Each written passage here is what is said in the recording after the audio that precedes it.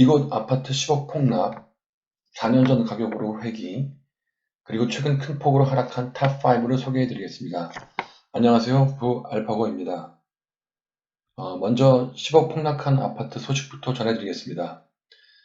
23억 8천만 원이 13억 8천만 원으로 딱 10억이 폭락한 이곳은 바로 서울시 송파구 가락동에 위치한 헬리오시티입니다. 사용 승인이 2018년 12월로 입주 5년 차인 신축 아파트이며 임대 1401세대를 포함하여 9510세대의 대단지 아파트입니다. 헬리오시티의 세대수는 단일 단지 규모로 국내 최대인데요. 인구수가 세대당 2.5명이라고 가정하면 23,775명, 세대당 3명이라고 하면 28,539명이 거주하는 미니 도시급입니다. 2022년 9월 기준 행안부 주민등록 인구 통계 자료를 보면 충북 단양군 인구수가 27,863명으로 헬리오시티의 인구수와 유사한 수준입니다. 실로 엄청나게 큰 단지임을 실감하게 합니다. 22년 9월 기준 헬리오시티의 시세 총액을 보면 약 17조 원으로 이 또한 국내 단일 단지 아파트 기준 시세 총액 1위 규모입니다. 17조이란 돈의 규모가 어느 정도인지 감이 잘 잡히지 않으실 텐데요.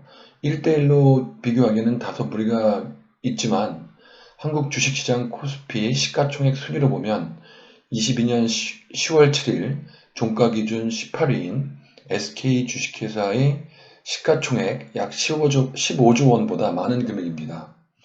이렇게 단일 단지 기준으로 세대수 및 시세총액 1위인 헬리오시티에서 무슨 일이 있었을까요?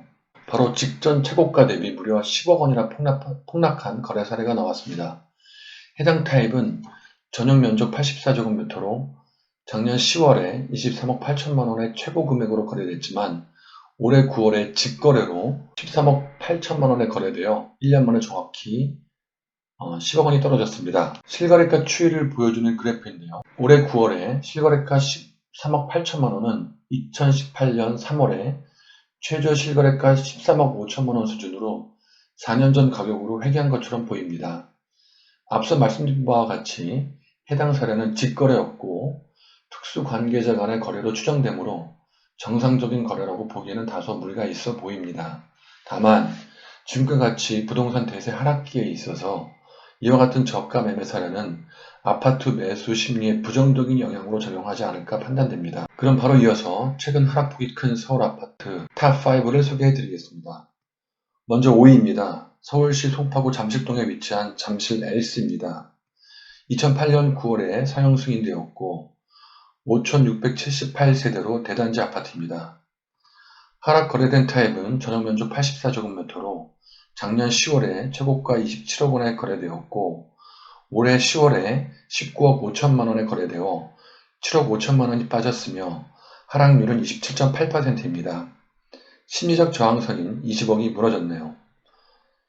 20년 5월에 19억 2천만 원에 실거래되었으니 2년 전 가격으로 회귀했다고 볼 수 있겠습니다. 다음은 4위입니다. 서울시 서대문구 남가자동에 위치한 DMC 파크뷰 자이 2단지 아파트로 2015년 10월에 사용 승인되었고 세대수는 4,300세대로 역시 대단지 아파트입니다. 하락 거래된 타입은 전용 면적 84제곱미터로 작년 9월에 최고가 14억 9천만 원에 거래되었고 올해 8월에 10억 7천만 원에 거래되어 4억 2천만 원이 떨어졌으며 하락률은 28.2%입니다.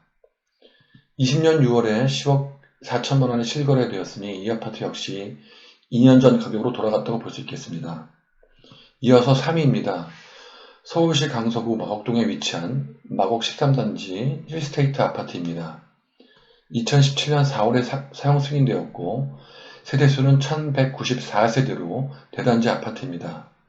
하락 거래된 타입은 전용 면적 59제곱미터로 작년 10월에 최고가 13억 8천만 원에 거래되었고 올해 8월에 9억 8천만 원에 거래되어 정확히 4억 원이 떨어졌으며 하락률은 29%입니다. 20년 9월에 9억 6,780만 원에 실거래되었으니 이 아파트 역시 2년 전 가격으로 돌아갔다고 볼 수 있겠습니다. 다음은 2위입니다. 서울시 구로구 개봉동에 위치한 현대아파트입니다. 2001년 8월에 사용 승인되었고 세대수는 2412세대로 대단지 구축 아파트입니다. 하락 거래된 타입은 전용 면적 114제곱미터로 작년 12월에 초고가 12억 원에 실거래되었고 올해 8월에 8억 원에 실거래되어 정확히 4억 원이 하락했으며 하락률은 33.3%입니다. 20년 8월에 7억 9,800만 원에 실거래되었으니 이 아파트 역시 2년 전 가격으로 돌아갔다고 볼 수 있겠습니다. 마지막으로 1위입니다. 서울시 노원구 상계동에 위치한 상계주공 13단지 아파트입니다. 세대수는 939세대이고 1989년 4월에 사용 승인되었으며 2021년 5월에 예비 안전 진단을 통과한 재건축 아파트입니다. 하락 거래된 타입은 전용 면적 45제곱미터로 작년 9월에 최고가 5억 9,700만 원에 실거래되었고 올해 9월에 3억 8천만 원에 실거래되어 2억 1,700만 원이 떨어졌으며 하락률은 36.3%입니다. 2000년 7월에 3억 6,800만 원에 실거래되었으니 이 아파트 역시 2년 전 가격으로 회귀했다고 할 수 있겠습니다. 서울 아파트 신고가 대비 하락률 탑5를 정리하면 하락률 27.8에서 36.3%로 모두 2년 전 가격으로 회귀했습니다. 그러면 이렇게 2년 전 가격으로 돌아간 이유는 무엇일까요? 첫 번째 원인은 최근 급상승한 가격 부담 때문입니다. 서울 아파트의 경우 2020년 1월부터 2021년 12월까지 2년 동안 약 27% 이상 급상승을 했는데 이렇게 급상승한 가격에 대해 부담감이 작용한 것으로 판단됩니다. 오늘 소개한 아파트 하락순위 탑5의 하락률이 27에서 36%니까 2년간 가격 상승분을 모두 반납하게 되었습니다. 이러한 하락이 단기간 내에 이루어졌다는 것이 더 큰 문제가 아닐까 생각이 됩니다. 두 번째 원인은 금리 인상입니다. 미 연준은 지난 9월 연방공개시장위원회를 열고 기준금리를 한 번에 0.75%포인트 올리는 자이언트 스텝을 사상 처음으로 3회 연속 인상했는데요. 한미 기준금리 격차가 급격히 확대되는 것을 막기 위해 한국은행의 기준금리 인상이 불가피한 상황입니다. 한국은행 금융통화위원회는 오는 10월 12일 기준금리를 한 번에 0.5%포인트 올리는 빅스텝을 밟을 가능성이 큰데 이렇게 되면 한국은행이 지난 7월에 이어 두 번째 빅스텝을 밟게 됨으로써 한국 기준금리는 2.5%에서 3%로 오르게 됩니다. 이로 인해 연말이 되면 주택담보대출 금리가 8%를 넘을 수 있게 되면서 금리 인상에 따른 아파트 가격은 당분간 계속 하락세가 이어질 것으로 보입니다. 세 번째 원인은 매수심리 위축입니다. 한국부동산원에 따르면 2022년 10월 3일 기준 서울 아파트 매매 수급 지수는 77.7로 지난주 78.5보다 0.8포인트 하락했습니다. 이는 2019년 6월 셋째 주 매매 수급 지수 77.5 이후 3년 4개월 만에 가장 낮은 수치입니다. 참고로 매매 수급 지수는 기준선인 100보다 낮을수록 집을 팔려는 사람이 사려는 사람보다 많다는 것을 의미합니다. 이처럼 매매 심리가 위축된 것은 이건 아파트 가격 상승에 따른 피로감 누적 및 금리 상승에 따른 부담감이 커진 이유이기 때문입니다. 초급매물을 제외하고는 거래가 안 되고 있다는 것이 현재 부동산 시장 분위기입니다.